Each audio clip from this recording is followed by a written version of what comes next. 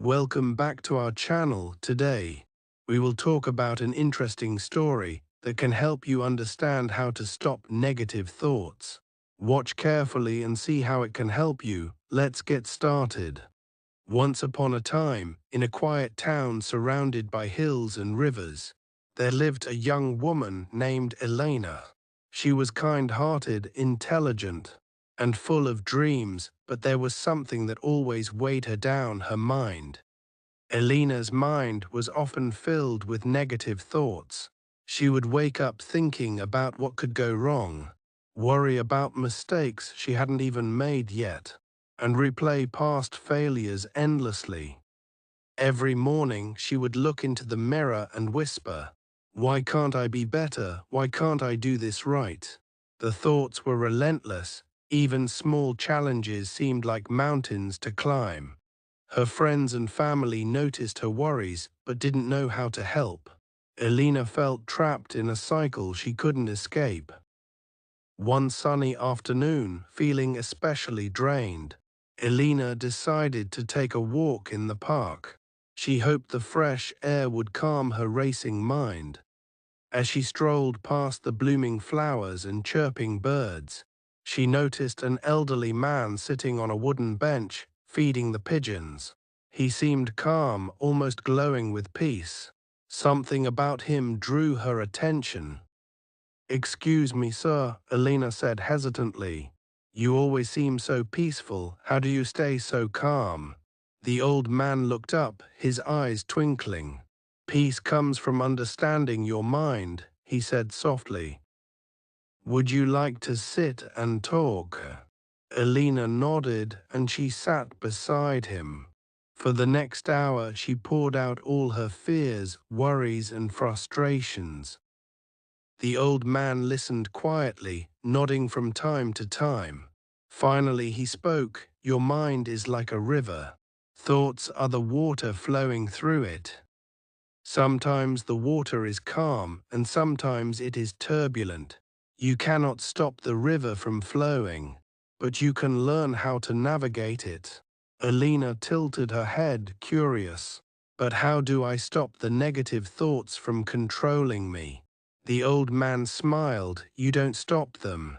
You watch them, notice them, and then choose your next action. Every thought is just a message, not a command. When a negative thought comes, acknowledge it. "Ah, there's that thought again." Then decide what you want to do next. Instead of reacting impulsively, Elena decided to try this. The next morning, when she felt the familiar thought, "I am going to fail," she paused. She closed her eyes, took a deep breath, and said softly, "This is just a thought. I can try something positive instead." Then she wrote down one small task she could accomplish that day. It felt strange but also liberating. Over the following weeks, Elena practiced observing her thoughts. She started a journal where she wrote down each negative thought and how she responded to it. She added small activities that made her feel good: taking walks, reading poetry, listening to her favorite music, and meditating. Slowly she noticed a change. The negative thoughts were still there, but they no longer had the same grip on her mind. One day, Elena faced a huge challenge at work. She had to lead a presentation in front of the entire company. The pressure made her mind swirl with doubts. "I am not ready. I will embarrass myself. Everyone will laugh." Normally, these thoughts would have paralyzed her. But now she paused, acknowledged them, and focused on what she could control. She practiced her speech calmly, visualized success, and reminded herself that mistakes were just part of learning. When the day came, Elena's presentation was not perfect, but it was confident and clear. Her colleagues were impressed, and her boss praised her efforts. For the first time, Elena felt a quiet pride that came not from external approval, but from knowing she had faced her fears without letting them take over. As days turned into months, Elena's life continued to change. She took on new challenges, met new people, and explored new opportunities. Whenever a negative thought appeared, she no longer panicked, she simply observed it, let it pass, and focused on the next positive step. Elena also discovered that sharing her experiences with others helped her even more.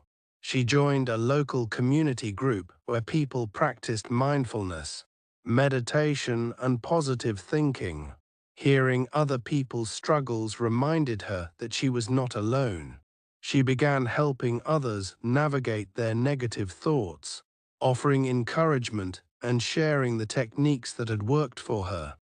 On weekends, Elena would sit by the riverside. Writing in her journal, she reflected on her journey, remembering the countless moments when she had felt overwhelmed, and now saw how far she had come. Sometimes, when a particularly strong negative thought appeared, she would smile at it, acknowledging it like an old acquaintance. "Hello again," she would think. "I see you, but you don't control me." Slowly, Elena realized that life was not about eliminating negative thoughts entirely.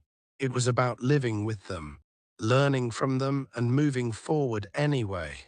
She continued to grow, explore, and dream, carrying a sense of calm that came from understanding her own mind. Even when life threw unexpected challenges her way, conflicts at work, disagreements with friends, or moments of self-doubt, Elena met them with a quiet resilience. Her mind was no longer a storm of chaos. It had become a space where she could observe, reflect, and choose her path. Elena's story is ongoing. Every day brings new thoughts, new challenges, and new opportunities. And every day she practices awareness, patience, and conscious action, navigating the river of her mind with a calm, steady hand.